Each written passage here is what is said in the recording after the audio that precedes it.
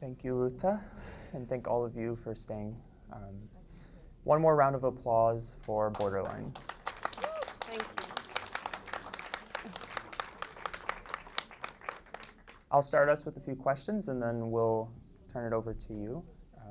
In your introduction, you talked a little bit about the unique geography of the film. Can you say a little bit more about where it takes place and also the filming in that place? Okay.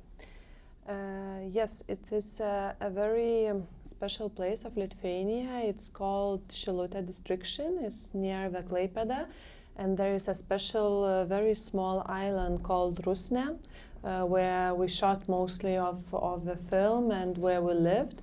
The film was shot during the COVID, so we kind of, for us, it's a very different when as a film, the film has its own darkness, and for us during the COVID to escape to the nature, to create our little society, because film crew is about 100 people, so all our big crew, we were living in a very small island all together and free of any COVID restriction, because in that island there is like 20 people, so we were a majority of that.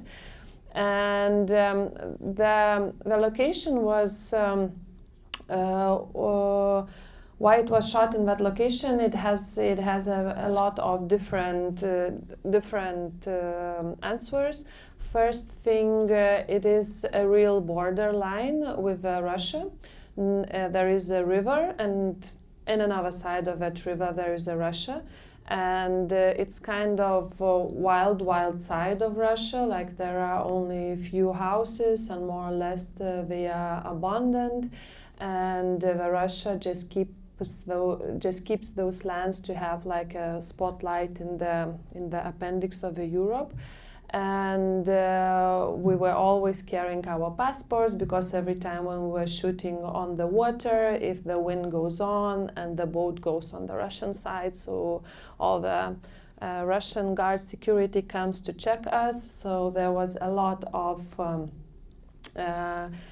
things with that, but the main reason why we decided to shoot in that location, we always try to shoot in original location, because original location gives the real atmosphere that you can feel on the screen. First of thing, this is the real place where the story takes place, because in that particular place we have a very special stations for the bird migrations. It's like one of the 5 stations in the Europe where birds are counted, that they come from east side, and it's like a first stop from that side. So the idea about the film started with a bird migration, because director wanted to do a film in between idea about how we as humans are locked out, and as birds are very like free, and at the same time like lots of philosophy inside that. And when he started to writing his script and a story, he wanted like to do this thing about birds and smuggling, because it's a real stories that are going. So he started doing his research, and he started going to the Rusnė and Šilutė to talk with local people, to collect the real stories from what he could write the script, and there is how we became very close with that location. And there are like several towns where smuggling goes on next to the water, but we were just like so close with that particular place, and we wanted to shoot there. And the last reason was the story by itself has the idea, the nature is the part of the character of the film.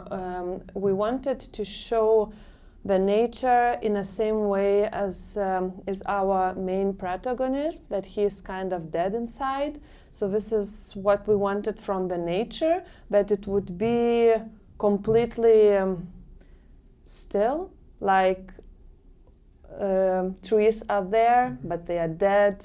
you can see everything is kind of functional, but in the same time it's kind of frozen, and this is exactly the emotions of our main protagonist. So like there was a lot of reasons why we shot there, but it's a very, very special place, so I really invite you all, when you will be in Lithuania, to visit it. During the summer, for sure, it's just the capital of happiness, because it's nature, water, both, and etc., etc. A quick thing about smuggling. The time of the film is something about before 2000, when we still had litas, when we got the euros. And there was we had a huge problem with smuggling of cigarettes from Russia, like we still do. Now Russia use the smuggling like a hybrid war. They get it through balloons. Originally, now it goes through the trucks through another city. And in back days it was really like that, because all the stories, we were talking with real smugglers, and like they were sharing the knowledge, and half of them worked in our team in the end, because in Rusne there are not so many people, and we had like 20 capitans, because we had 20 boats, because like you are shooting 2 boats, then it's like camera department, assistance departments, actors, etc., etc. So we need all the people who live in the area to work for us. So half of them were smugglers in the young days. So they were like, no, you're not doing that. I don't know, but what I saw. So it was always like that. So lots of like insights. But on the same time, there is a small thing called politic will. When politics decided that the smuggling has to stop, they just put the cameras in both parts of the river, and the smuggling stopped in 1 week. So everything, when it needs to be finished, is finished super quickly. Thank you. The woman that played Vanda is incredible. I'm wondering if you could say a little bit about her and her background. The woman who plays Vanda is one of very, very famous person in Lithuania. She is conductor of a chorus. So she is super huge person, and she runs big chorus, and she organizes all those great and big events, when you are having like a Christmas tree opening in the Christmas Eve in the town hall, and there is like 1,000 people watching. So this is what she does, and she's super nice, and she has a very great humor. She didn't had a lot of shooting days, because we do not shoot in linear way. We shoot by the actors or by other reasons. So there was hard shooting with her for sure, because we shot in the winter, so to get her into the boat or with her, it was always lots of things. But in the same time, we were all living in the island, and every time Danguolė is her name, Danguolė was coming from her hometown. She was always preparing a very nice Lithuanian dishes and presents for us island people, and she's coming.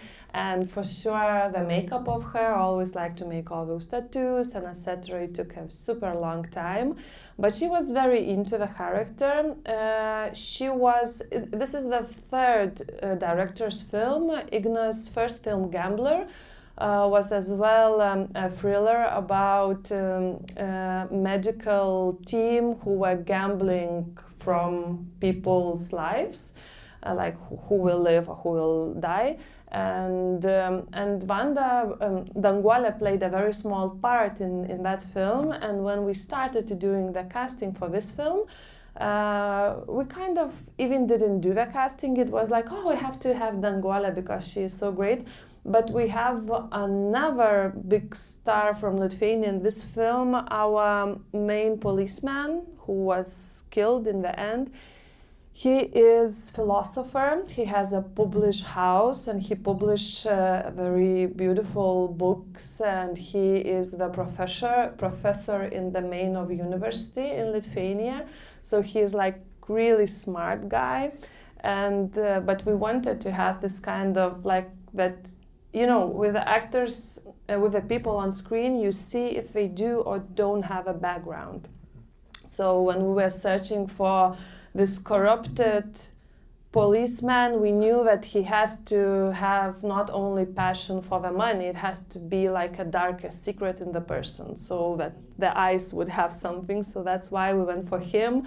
So for him as well, it was super hard because, as you saw, he was attacked by the dogs. He had to have some water things, and it was everything what he was scared, because when he was a child, he was attacked by the dog. And when he read the script, he said, like, basically, technically, and physically, I can't do it, but I will do it. So.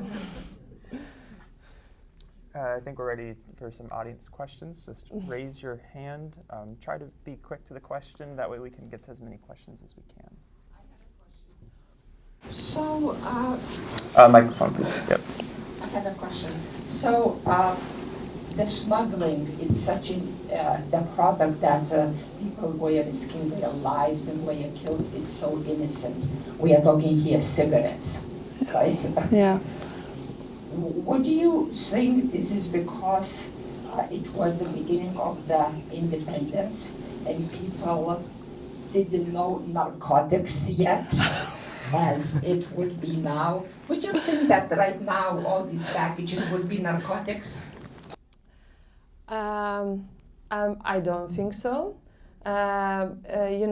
Smuggling has so many things that you can do it. Funny story is that in Lithuania we have a very big amount of money coming through smuggling amber. Amber, secret thing that we all use. The biggest place for the amber is in the coast of Kaliningrad. And for sure Russians are not selling it for us, for Latvians or for any of Baltics. And it still is one of the biggest things that we sell for the tourist, or do our art from that. So there is a huge groups who are smuggling amber from the Russia to Lithuania. And the drugs, drugs come, I think, from another side of the world. I don't even know that in Russian they do a lot of that, so it comes from another side. Now there is a huge thing of gun smuggling, because when war actively is going, there are a lot of very bad people who buy drone details and smuggle them to Russia and help to build the guns that they can't build. So that is the biggest problem now, because they couldn't buy it. So this is it. So drugs, I even think that in top 5 is in the alcohol. Alcohol is for sure. Yeah, alcohol.